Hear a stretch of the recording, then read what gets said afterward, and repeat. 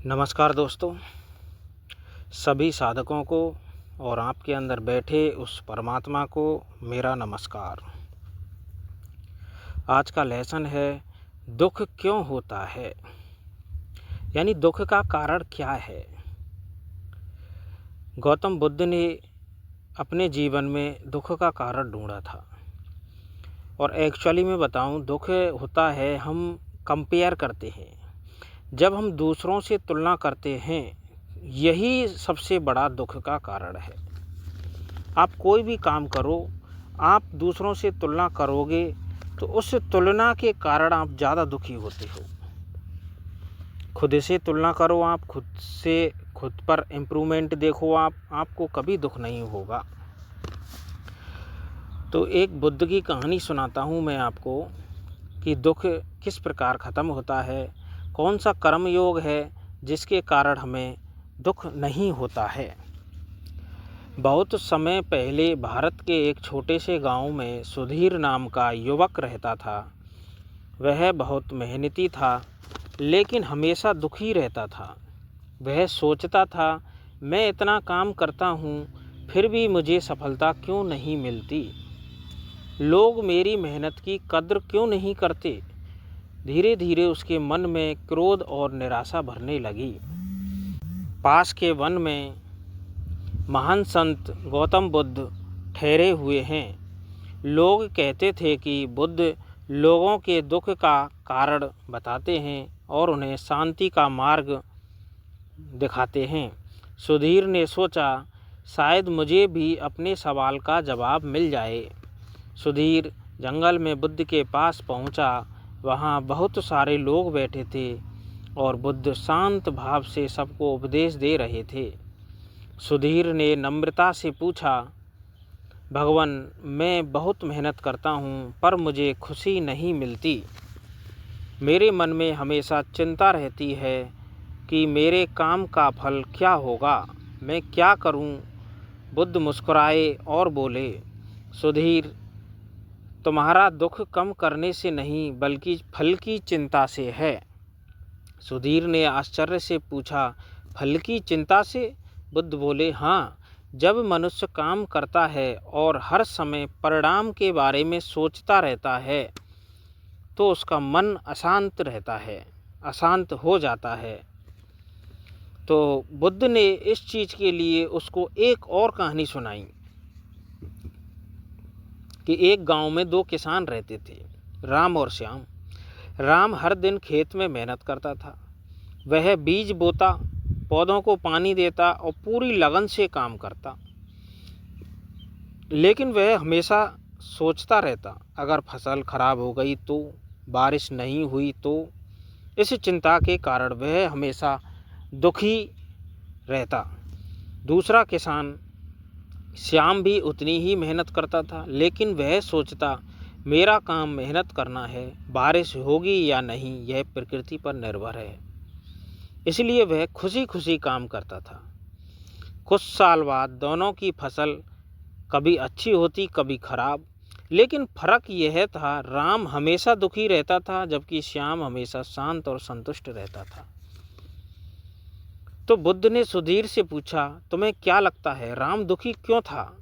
सुधीर ने उत्तर दिया, क्योंकि वह परिणाम को लेकर चिंतित था। बुद्ध बोले, ठीक कहा, मनुष्य का दुख अक्सर इच्छा और अपेक्षा से पैदा होता है। अब तुम लगाओ, हमें दुख क्यों होता है, क्या रीज़न है? सिर्फ एक चिंता के कारण। आप एग्ज़ाम दे रहे हो, एग्ज़ाम की तैयारी कर रहे हो, आपको क्या सोचना है, परिणाम जो आएगा वो आ जाएगा, मुझको मेरी मेहनत करनी है। फल ऊपर वाले के पास है, प्रकृति के पास है, तो तुम्हें दुख नहीं होगा। आप आसानी से तैयारी करोगे और सफलता भी मिलेगी। और जो व्यक्ति तैयारी कर रहा है, बस एक ही टेंशन, फेल हो जाऊं, घर वाले क्या कहेंगे, समाज क्या कहेगा, मेरे जीवन में फिर क्या होगा, तो इन विचारों से वो हमेशा दुखी रहता है, पूरी साल दुखी रहता है। और लास्ट में परिणाम भी क्या होता है उसका, अच्छा भी होता है, बुरा भी होता है, परिणाम उसकी मेहनत के ऊपर है। लेकिन उसके दुख का कारण क्या हुआ? दोनों व्यक्ति एक साथ जी रहे हैं, दुख सिर्फ मन में सोचने से आया। मन का शांत होना और मन का दुखी होना, ये मन के ही रूप हैं दुख के। जीवन में दुख का कारण है इच्छा। इच्छा खत्म करने से दुख खत्म हो सकता है। इसलिए इंसान को अपना सही मार्ग अपनाना चाहिए।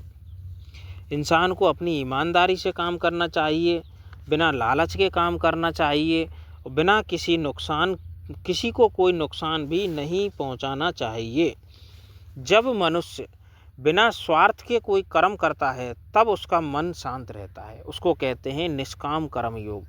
भगवत गीता के अंदर भगवान श्री कृष्ण अर्जुन से कहते हैं कि आप निष्काम कर्म योग के मार्ग पर चलोगे तो इस संसार से आप तर जाओगे, मोक्ष की प्राप्ति हो जाएगी, मुक्ति हो जाएगी, किसी भी कर्म में आप बंधोगे ही नहीं।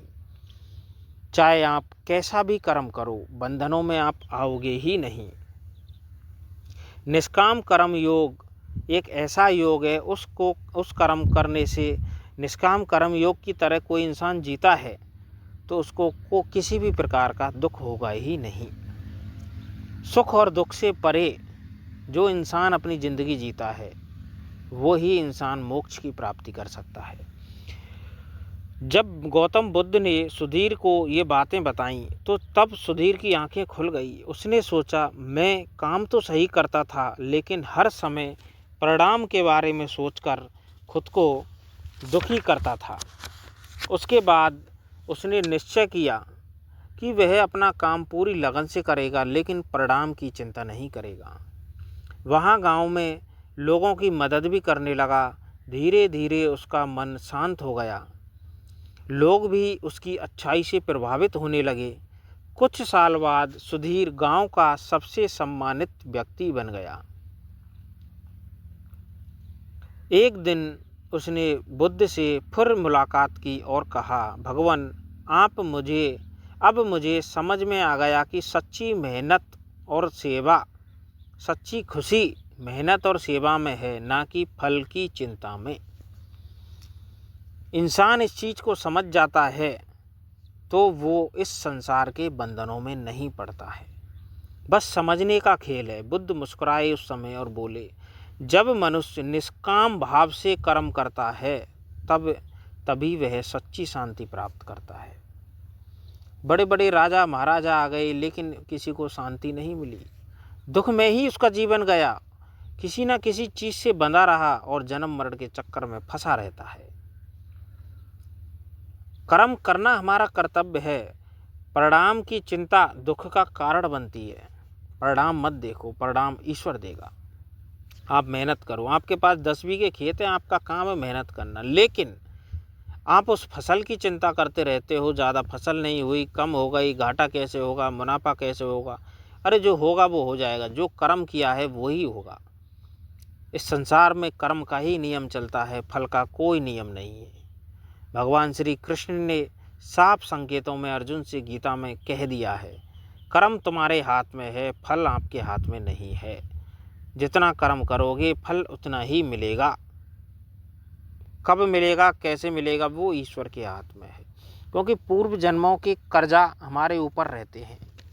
ये रीजन फंसे हुए हैं। निष्काम कर्म योग क्या है, दुख का रीजन क्या है, एक और छोटी सी कहानी मैं आपको बताता हूँ। बहुत समय पहले भारत के एक शांत प्रदेश में एक छोटा सा गांव था। उस गांव के चारों ओर हरे भरे खेत, घने जंगल और एक शांत नदी बहती थी। गांव के लोग साधारण जीवन जीते थे। वे खेती करते, पशु पालते और एक दूसरे की मदद करते थे। उसी गांव में आनंद नाम का एक युवक रहता था। वह मेहनती था, लेकिन उसके मन में हमेशा एक चिंता रहती थी। वह सोचता था कि उसे जीवन में बहुत बड़ा और प्रसिद्ध बनना है। वह हर काम इसलिए करता था कि लोग उसकी प्रशंसा करें। अगर कोई उसकी तारीफ करता तो वह खुश हो जाता।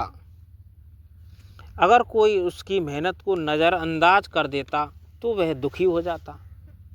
देखो सुख और दुख के क्या खेल हैं। गौतम बुद्ध कैसे समझाते हैं अपने शिष्यों को। धीरे धीरे उसका मन अशांत रहने लगा। एक दिन उसे पता चला कि महान संत गौतम बुद्ध पास के वन में अपने शिष्यों के साथ ठहरे हुए हैं और लोगों को जीवन का मार्ग सिखा रहे हैं। आनंद ने निश्चय किया कि वह बुद्ध से मिलकर अपने मन की समस्या का समाधान पूछेगा। आनंद सुबह सुबह जंगल की ओर चल पड़ा। जंगल में शांत वातावरण था, पक्षियों की मधुर आवाज़ गूंज रही थी। कुछ दूर चलने के बाद उसने देखा कि एक पेड़ के नीचे भगवान बुद्ध बैठे हुए हैं और उनके चारों ओर कई शिष्य बैठे हैं। बुद्ध का चेहरा बहुत शांत और तेजस्वी था। आनंद उनके पास गया और विनम्रता से बोला, भगवान, मेरा मन हमेशा बेचैन रहता है। मैं बहुत मेहनत करता हूँ लेकिन मुझे संतोष नहीं मिलता। ऐसा क्यों? बुद्ध ने शांत स्वर में पूछा, तुम काम क्या करते हो? आनंद ने उत्तर दिया, मैं चाहता हूँ कि लोग मेरी प्रशंसा करें और मैं सफल बनूं। बुद्ध मुस्कुराए और बोले, यही तुम्हारे दुख का कारण है। आनंद चकित रह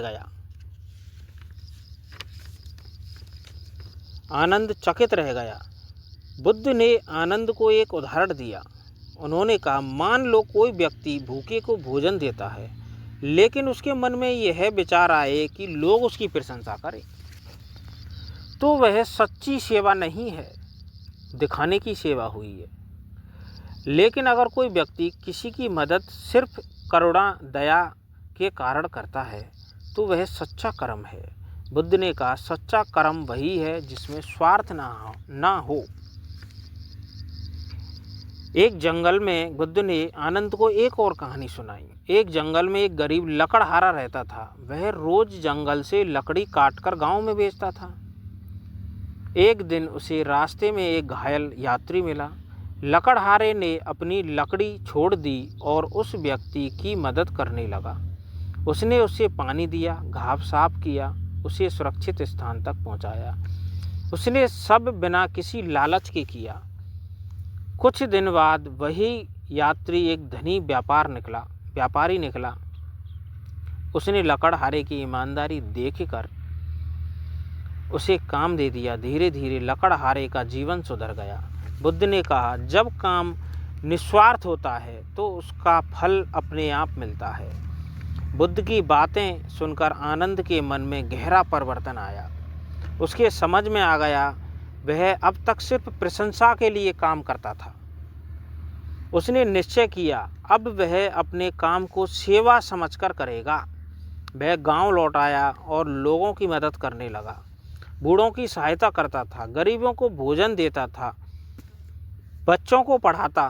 कुछ महीने बाद आनंद के जीवन में बहुत बड़ा बदलाव आया। अब वह पहले की तरह चिंतित नहीं रहता था। उसका मन शांत और प्रसन्न रहने लगा। गांव के लोग उसकी अच्छाई की प्रशंसा करने लगे, लेकिन अब आनंद को प्रशंसा से कोई फर्क नहीं पड़ता था। उसे अपने काम में ही खुशी मिलने लगी थी। एक वर्ष बाद आनंद फिर बुद्ध से मिलने गया। उसने कहा, भगवान, अब मैं समझ गया, सच्ची खुशी परिणाम में नहीं बल्कि कर्म में है। बुद्ध मुस्कुराए और बोले, जब मनुष्य बिना स्वार्थ के कोई कर्म करता है तब उसका मन मुक्त हो जाता है। बुद्ध की शिक्षा है करुणा, दया। उन्होंने कहा, जो व्यक्ति दूसरों के दुख को समझता है और उनकी मदद करता है वही सच्चा मनुष्य है। करुणा और निस्वार्थ कर्म मिलकर मनुष्य को महान बनाते हैं। अब एक व्यक्ति सिर्फ प्रशंसा के लिए मेरी प्रशंसा होनी चाहिए, अब वो ही उसका दुख का कारण है। लोग उसकी प्रशंसा नहीं करें, वो घुट रहा है, घुट घुट के मर रहा है। सब कुछ है लेकिन घुटना उसके जीवन का कर्म बन गया। सच्ची सेवा सिर्फ कर्म में है। एक व्यक्ति के पास 10 बीघे खेत है लेकिन फसल की चिंता में उसने अपना पूरी साल निकाल दी। सिर्फ दुख क्या है? यही कारण है दुख का। तो आप मेडिटेशन करो, ध्यान करो। एक बार की कहानी है कि एक व्यक्ति के पास 100 बीघे खेत था, तो वो उस गांव में राजाओं की तरह रहता था। लेकिन उसके बगल में कोई बिजनेसमैन आ गया और लोग उसी से मिलने जाते थे, मंत्री संतरी उसी के पास आते थे। अब उसको 100 बीघे खेत में कोई आनंद नहीं आया, बस वो पड़ोसी से दुखी था कि इसकी वैल्यू ज़्यादा है। उस वैल्यू को वो खुद अपने पास लेना चाहता था। तो मैंने फर्स्ट में भी यही बताया था, कंपेयर। आप कंपेयर करोगे तो दुखी रहोगे। आज आप 50,000 रुपये कमा रहे हो, पड़ोस का व्यक्ति 1 लाख रुपये कमा रहा है, आप सोचते हो कि इससे ज़्यादा कमाऊँ। वो व्यक्ति हर चीज़ में बेहतर है, लेकिन आप 50,000 से 2 साल बाद 1 लाख भी कमाते हो। तो आप ये देखो कि अपने आप में इम्प्रूवमेंट कितना हुआ। 2019 में आप कितना कमाते थे, 2022 में कितना कमा रहे हो। कंपेयर अपने आप से करो, अपने आप में जो इम्प्रूवमेंट है वो करो। आप कोई व्यक्ति डांसर है, आप उसके डांस को देख के सोचते हो यार काश मैं भी डांसर होता, काश मैं भी क्रिकेटर होता, काश मैं भी इनकी तरह सेलिब्रिटी होता। लेकिन यही रीज़न दुख के कारण बनते हैं। इंसान को सिर्फ अपने हुनर और अपने टैलेंट पर ही काम करना चाहिए। आप अगर ये सोचोगे कि मैं इससे बेहतर बन जाऊं और उससे बेहतर बन जाऊं और सबसे बेहतर बन जाऊं, पूरी ज़िंदगी निकल जाएगी, आप बेहतर ही नहीं बन सकते। बेहतर बन भी जाओगे लेकिन आप तो सामने वालों को देख रहे हो, दूसरों से कंपेयर कर रहे हो। बिना कामना के कोई कर्म करता है निस्वार्थ भावना से, उसको जीवन में कभी दुख नहीं होगा, उल्टे वो मोक्ष की प्राप्ति भी करेगा। तो हमें बुद्ध के पद चिन्हों पर चलना चाहिए, हमें बुद्ध के नियमों पे चलना चाहिए। ये सोचना चाहिए कि हमें दुख नहीं हो और हम कर्म भी करें। भगवान श्री कृष्ण खुद गीता में कहते हैं, तेरा अधिकार केवल कर्म करने में है, फल में कभी नहीं। कर्म फल का कारण मत बन और अकर्म में आसक्त मत हो, यही निष्काम कर्म योग है। फल की इच्छा से किया गया कर्म बंधन है और कर्तव्य भावना से किया गया कर्म निष्काम कर्म है, यानी वो बंधन मुक्त है। समर्पण और संतुलन से जुड़ा रहना चाहिए इंसान को, और जबकि इंसान जुड़ा किससे रहता है, अहंकार से, अपेक्षा से, सकाम कर्म में फंसा रहता है। भगवान श्री कृष्ण गीता में मनुष्य से अर्जुन से कहते हैं, यदि मनुष्य फल की इच्छा से कर्म करता है तो वह कर्म बंधन बन जाता है। आदमी को असफलता और असफलता दोनों में समान रहना ही चाहिए। निष्काम कर्म योग का एक महत्वपूर्ण तत्व है कर्तापन का त्याग। भगवान श्री कृष्ण अर्जुन से कहते हैं, मुझे तीनों लोकों में कुछ भी प्राप्त करने योग्य नहीं है, फिर भी मैं कर्म करता रहता हूँ।